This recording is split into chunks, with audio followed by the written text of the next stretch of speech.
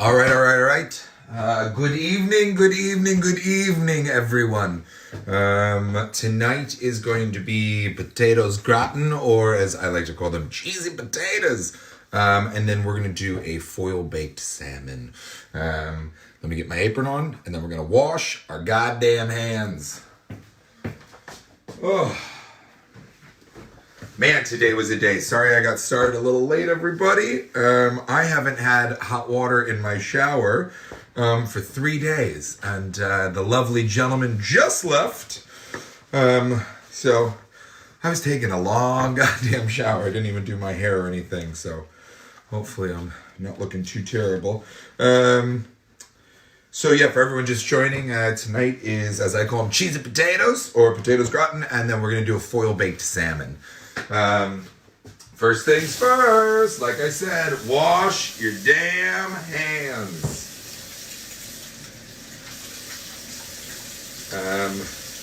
Man, I gotta tell you, I am on the same page as Governor Andrew. M stands for Magnificent Cuomo. That guy, woo! Man, the hot water's working. Holy piping Christ. All right, perfect, lovely. Let's get some paper towels going here. Tonight's, it's fish night, and it's cheesy potatoes, so Sauvignon Blanc. I was prepping to a full glass. So, good evening.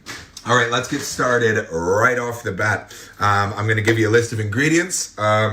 Somebody was asking me, I don't know, a day or two ago to post everything on YouTube. So I painstakingly went and posted all the videos on YouTube today. So I'll give you the ingredients in the Facebook Live videos. But then if you go to the YouTube channel, in the description, it's a lot easier for me to list all the ingredients. I don't put like the prep and the, what's the word I'm looking for? I'm losing my words. The way you do it. Because you should watch the video, and then you'll learn how to do it. So what we're going to start with today is you're going to need salt, pepper, 6 to 8 medium potatoes. We're going to peel those. I'm going to show you how to do that. We're going to flip the camera upside down. You're going to need a white onion or just a regular onion, some butter, some flour, milk, heavy cream, and of course you're going to need salmon, lemon, and dill. But you'll see how that all fits in everywhere. Let's get started on the potatoes, first of all. I'm going to bring you guys over. We're going to slide this across. I've got my handy dandy cutting board. We're going to pop in here. Create more counter space. Let's get you guys up here. Okay, so what I've done already, just because it was going to be boring and took me ages, is I've already scalloped out some potatoes here, and I've got them in water. The reason I put them in water is because when you're working with a lot of potatoes, a lot of times they're going to discolor when you cut a lot, and then by the time you get to the end of them, some have browned or grayed or even pinked from oxidization, and they're going to stay that way when you cook them, and it's really just not terribly appetizing. So I want to show you guys, I keep talking about this lovely mandolin. Now here's the important thing. This is going to be your food guard. Use it. The last time somebody did this was at Christmas, and it was my husband Nick, and he tried to Donner Party us or Sweeney Todd us for those musical theater lovers by just cutting the potatoes like this, and we ended up with half of his thumb, and it was a mess, and it was terrible. So we're not going to do that. Now, I don't know if anybody knows the difference between a vegetable peeler and a potato peeler, but it's super simple. It's this part right here, and I'm going to show you how to use that. I left some potatoes off to the side to see if I could find one in which I'm going to use that bit. So I'm just going to give these a quick skinning down. Good, that's a good part, right? Now, the reason you know a vegetable peeler from a potato peeler with that bit is because we're going to use it. For those of you that don't know, most of you may know. Take this part right here, and it's super simple. You go in, you just dig, swirl, and you've got rid of that little part of the potato that's nasty and you don't want, right?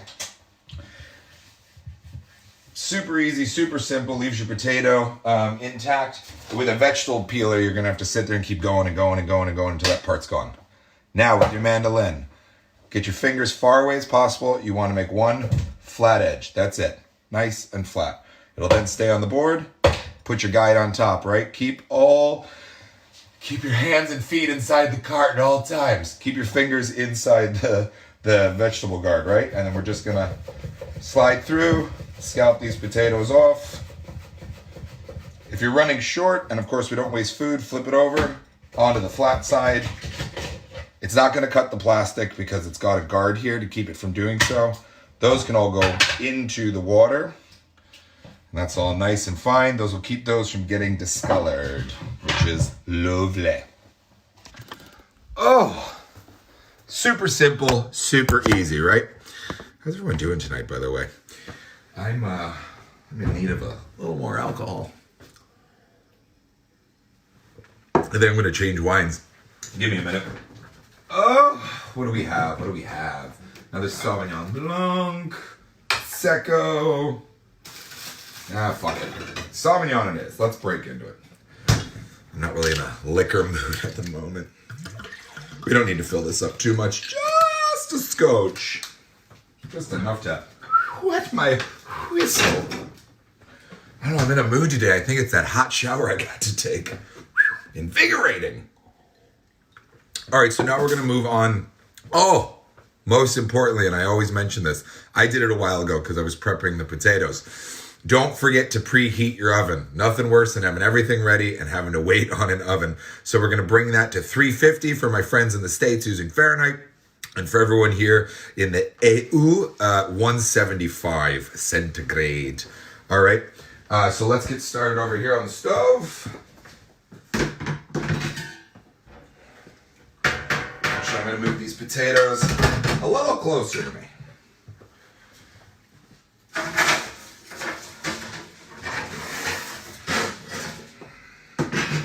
Grand, fine, good, lovely.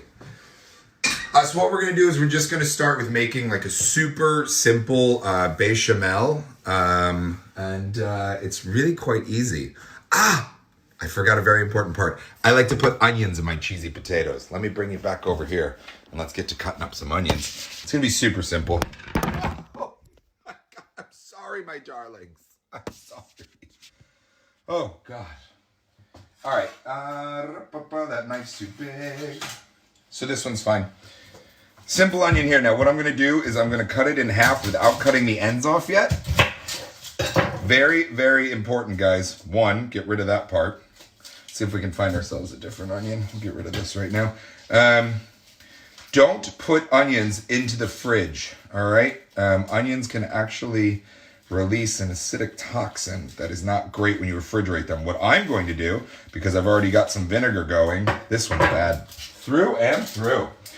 I've already got some pickling vinegar going, so I'm going to take my other half of the onion and I'm going to shove it in there to heat it up. And then I'm going to throw some red and yellow peppers in there from yesterday's dish that I've left over. We're going to pickle those off, use them on sandwiches and shit. Let me get another onion.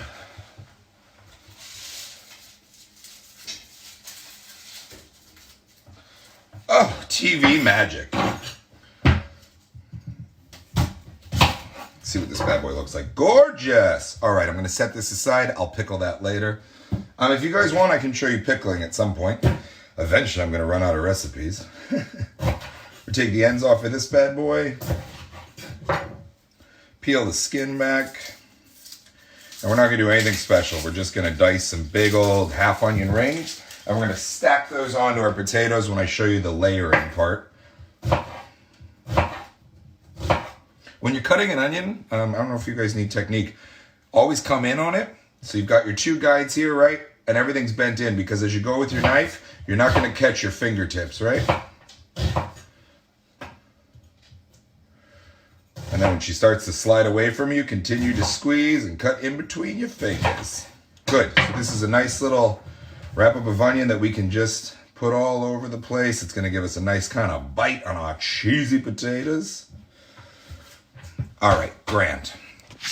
Let's bring you guys over and get you started on our bechamel. Sorry about dropping you guys earlier. I'm sorry about that. Terrible. All right, you look nice and balanced there. So what we've got here is we've just got a 3-liter pot. That's going to be enough for us. And it's really a simple process. Everything is kind of goes in its certain little stages. We're gonna bring this to a medium heat. That's all you need. I've got 3 to 4 generous tablespoons of butter, because this a bechamel is never really hurt by butter, right? As soon as we get this in, I don't know if you guys remember, if anybody saw the gravy episode that went with the biscuits and gravy. After we put the butter in and we get this down to a nice level, but not to the point that the butter's browning, just that it's melted. What we're gonna do is we're gonna mix in the flour slowly, and we wanna make sure we get all the clumps out of that. And then when we do that, we're gonna start to layer in, most recipes for this will call for just like a 2% or a whole milk. I like to mix in a little bit of heavy cream because when you guys find out at the end, after we layer and pour this all in, we're gonna bake this for a really long time. And I really like it when that heavy cream starts to set in. It's really important to keep your butter moving. If you start to see your butter bubble at any point, you can move it off the heat. Warm butter will melt these cubes of butter. But remember, we don't want this butter to brown or the butter to cook. That is not what we're looking for. Oh, these are gonna be so good. I love these when they're done. Woo! It's a true like little fat kid side dish, which is why I was like, oh, I'll put these with salmon. Because I really like salmon. See how this butter is starting to bubble? We're gonna go ahead and take that off just a little bit. We can bring the heat down even a little more because we definitely don't want to brown the flour. Otherwise, you're going to end up with clumps, and we want a nice velvety cheese sauce, right? So it's all about managing your heat at this stage. I've got my flour here, about 3 to 4 tablespoons as well. I'm going to let this butter cool down just a bit. Just keep it off of sitting in constant heat is the secret here. And then what we're going to do is we're going to slowly get our flour going. I hope this isn't too loud for you guys. It's metal on metal, but I apologize. The whisk is definitely the best tool here.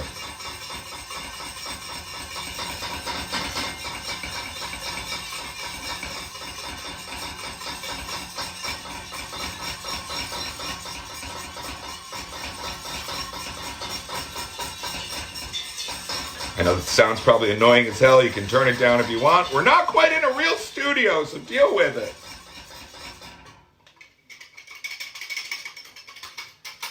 Cool. Got that going. I'm going to remove it from the heat a little bit. Just make sure. Now, if you guys can see, what we've got going here is I've gotten rid of anything that might be clumpy flour, something that you're not going to be able to mix in later, much like with the sausage and gravy, right? What I'm going to do is I'm going to kill the heat here for a minute. And as this settles, I'm going to slowly add my milk. I'm just going to kind of introduce these guys together so I get a nice mix. And that way, see, we're clumping a little bit. Let me get this going.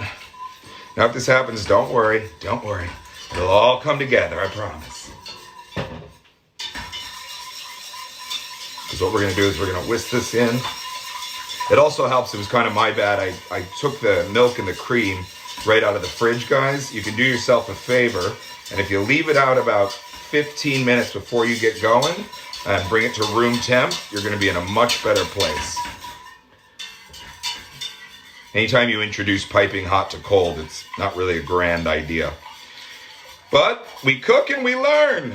Maybe not so much when we're drinking, but hopefully you guys are learning something. I see you guys end up here every day. It's fun. It's exciting. All right, now what I'm going to do is I'm going to bring this heat back on. We're going to get it just above a low medium. And then we're going to slowly increase the heat until we get ourselves almost to a boil at this point. Then when we get ourselves to a boil, I'm just slowly increasing now. When we get ourselves to a boil, we're going to remove it from the heat completely. And that's when we're going to put in our nice little cheesy mix. While I'm stirring here, I've got the heat going. I'll show you guys. What I did today is I shredded up some cheddar, some Swiss, and some Gouda is what we have going on in here.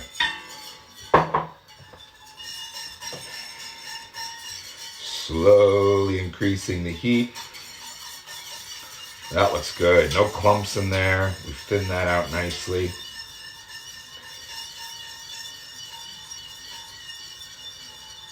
This is going to turn into a gorgeous bechamel. Okay, good.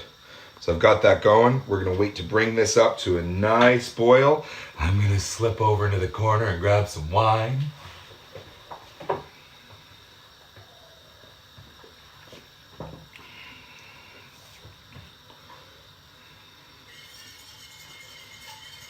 Keep this moving a little bit.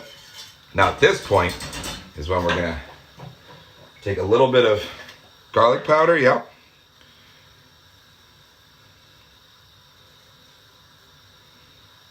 You want to do this right before you bring it up to a boil. Always, always, always, always, always salt and pepper to taste. It's about, I'm putting in about a teaspoon, teaspoon and a half of salt. Get about half a teaspoon of pepper. We're starting to thicken up here. Almost coming to a boil. See, we're getting that. Want to get to a velvety stage, which we will with the cheese. It's going to be lovely. Now what you're doing here is it's a little bit of chemistry. So you're basically heating the milk and the flour together, which is going to activate it so that once it cools, it starts to congeal. But we want to make sure that as it's cooling, we've started to melt the cheese down. So when I kill the heat on the bechamel, that's when I add my cheese in. Not when it's cold, because obviously then you're just folding cheese into a cold cream. Yeah, there we go. Getting there. Almost the same premise as like a mac and cheese. You can see it starting to heat up. We're going to call that a boil without burning it. I'm going to kill the heat. And then what I'm going to do is I'm going to start to add in my cheese, right? Just a little bit on top here. We're going to whisk that in.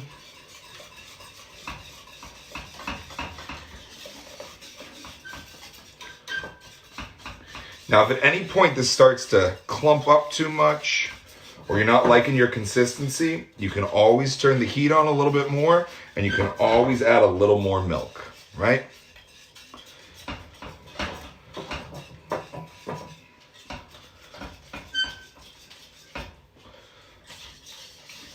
That's looking delicious for me, but for my taste, I'm gonna want a little bit more milk. So, luckily I've got some room temp off to the side. Thank you, Germany, for selling milk on the shelves. We're gonna get just a little bit more going in there, which is perfect. And we're gonna let this sit off to the side for just a moment. And then I'm gonna show you how to stack the potatoes, all right?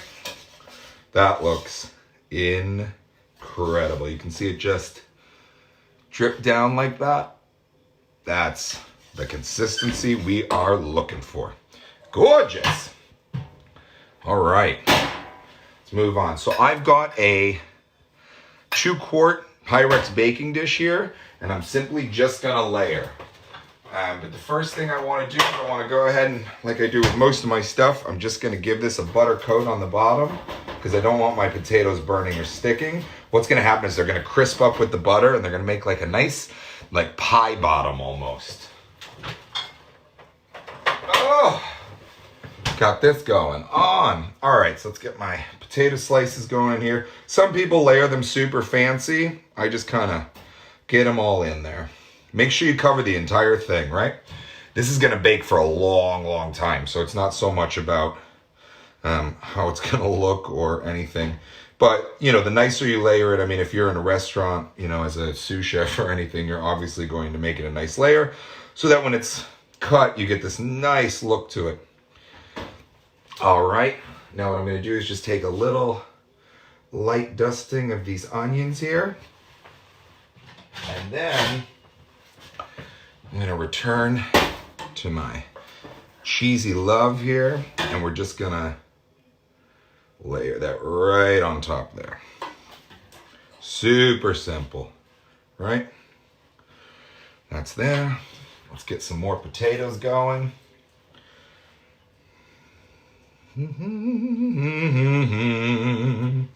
I love these when they're done. They're so, so good. My adopted mother, Mary Pat, makes an amazing potatoes gratin. She almost makes like an Alfredo sauce almost. They're really, really incredible. And my sister Shanana knows how to make it. And so we all kind of help around the holidays making like almost an Alfredo sauce, if you will. Because you can kind of make this any way as long as you've got potatoes and a bechamel. Layer that in.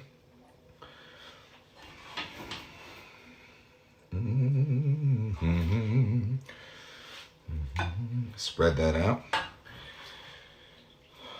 And then right at the end, what I like to do is I like to add a little more milk to the entire base so I get everything out of this pot. And then I pour it all over the top. And then what we're going to do is we're going to cover that, and we are just going to bake it for an hour covered. Give it a nice press down, make sure everything's squeezing everywhere. Bake it for an hour covered. Then we're going to take it out. I'm going to throw a little more salt and pepper on top. Check my consistency. And then we're going to bake it for 30 more minutes after that, uncovered.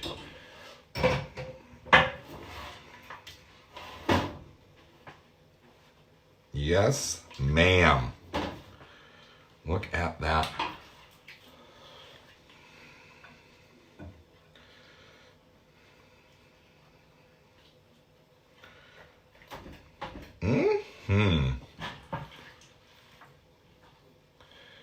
This is just going to be grand.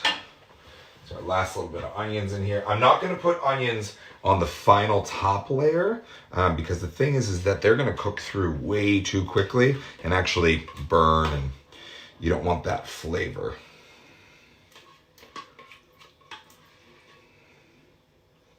Right, so then we're going to get our final little potatoes going here.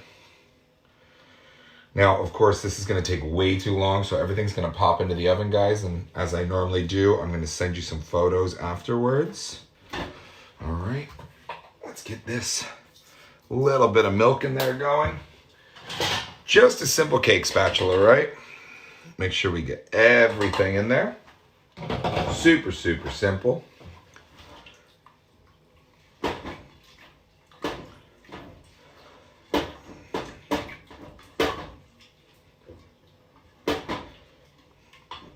If you guys can see that now. Just want to really get everything we've used. We're just going to go ahead and drizzle all that yummy goodness right on top. This is going to bake through layer by layer by layer and be delicious.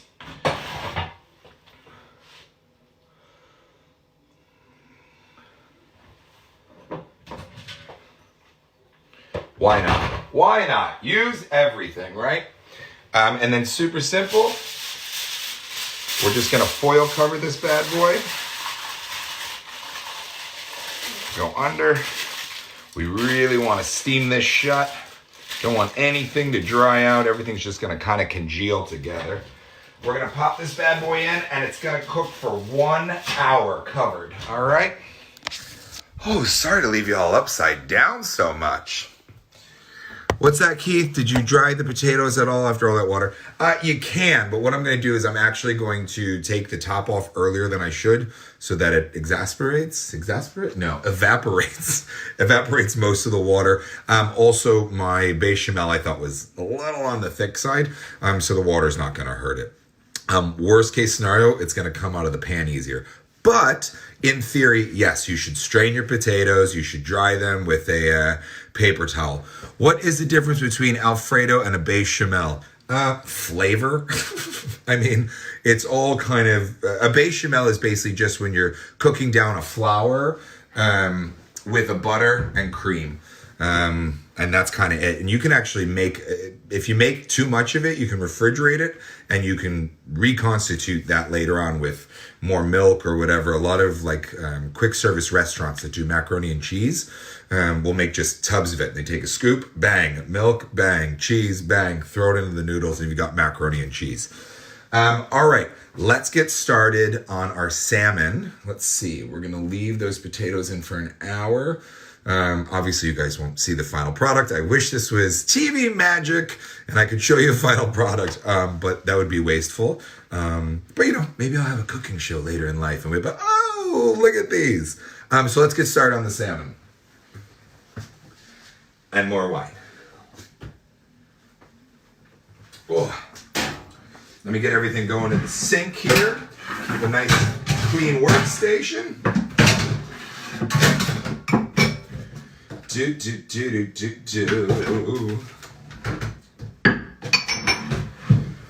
Oh, in case you were wondering, yes, it is time for more wine.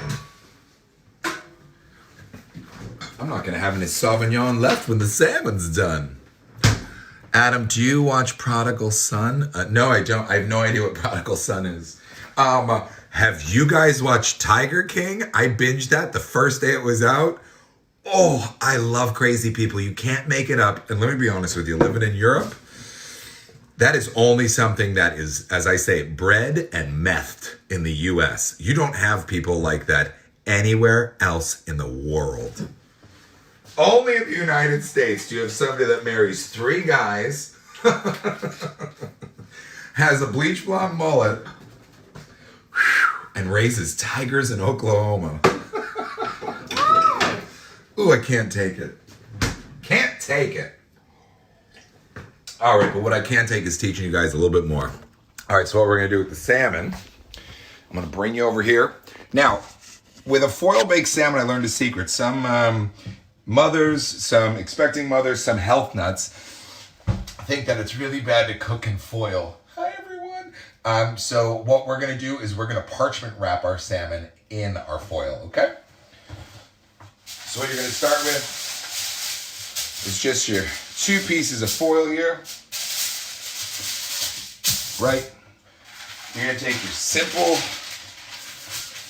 brown paper. Maybe I'll do it this way so it doesn't curl up on us, huh? Super easy.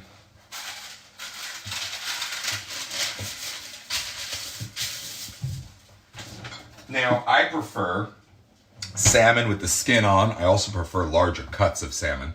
But, you know, we're in a pandemic. So here's what I've got. So because it doesn't have the skin, here's a little secret. I'm going to go ahead and put my lemon slices down. You're going to want about 8 lemon slices per 2 pieces, right? I've got some fresh dill here. Now, by the way, if you've ever had like real tartar sauce, maybe I can show you guys sometime how to make like a fresh dill dipping sauce. It's incredible. Just a little bit of egg yolk, some olive oil, whip the shit out of it, put some dill, salt and pepper in. All right, now here, I'm not gonna wear gloves because I'm only dealing with this and I'm gonna wash my hands after I put it in the oven. If you wanna wear gloves, grand, but I'm not gonna waste the latex right now. What I am gonna do though, salt and pepper. Let's see if I can get you guys over here. Good, you can see the salmon now. Pepper these bad boys. God, they're so small. Any given day I'd have larger fish, but not today. Nice salt and pepper because we should season everything. Put this on both sides here. Boom and boom. It's gonna give us such a nice flavor going. All right, take these sides, you put them down right there. Put that down right there. Actually, give me a moment. I'm gonna go pump some hand sanitizer because I need to touch the salt and pepper again.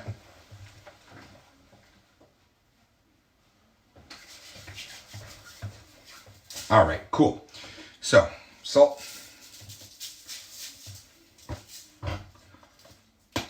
pepper, and you're just gonna repeat the same process you did on the bottom, right? So we'll put our lemon in here. I actually like the dill on the salmon. Gets a little more fragrant. Do the same on this piece. Right? Boom.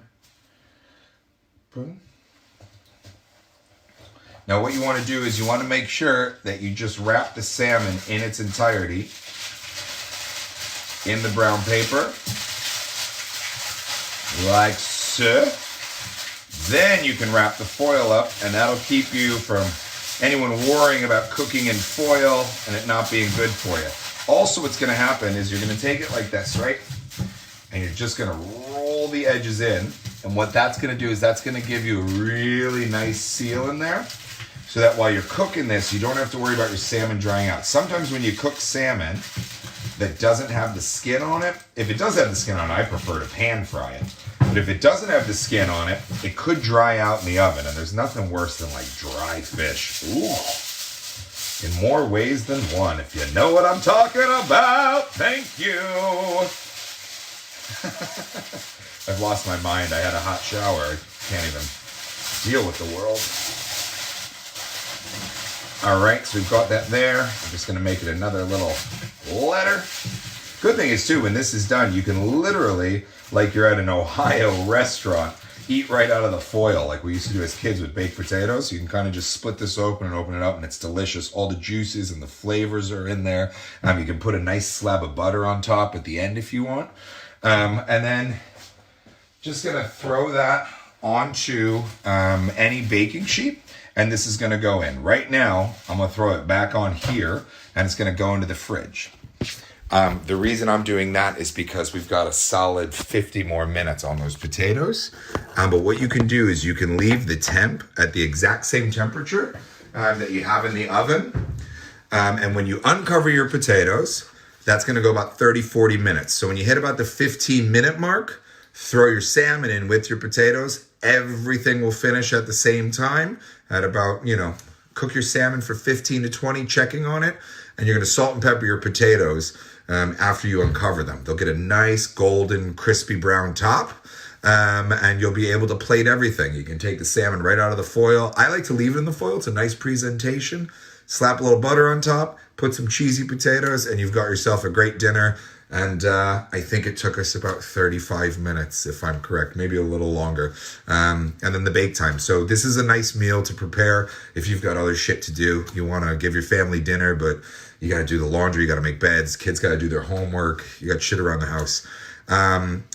So as I say every night, and I try to remind everybody, remember, we're in a pandemic. Stay away from each other. The only way we're going to get through this is from social distancing and washing our hands. But more importantly, mental disease and emotional disease are just as serious as a physical disease. So check in with your friends, with your family. Make sure everyone's okay and nobody's lonely. OHIO, Mark Allen. Thank you. I love you guys so much. Check in with everybody. We love everybody, and eventually we'll get through this. I can't say it enough. Mental and emotional disease is just as serious as a physical disease. I love you all, and I hope to see you tomorrow. Mwah! I think we're going to do stuffed peppers.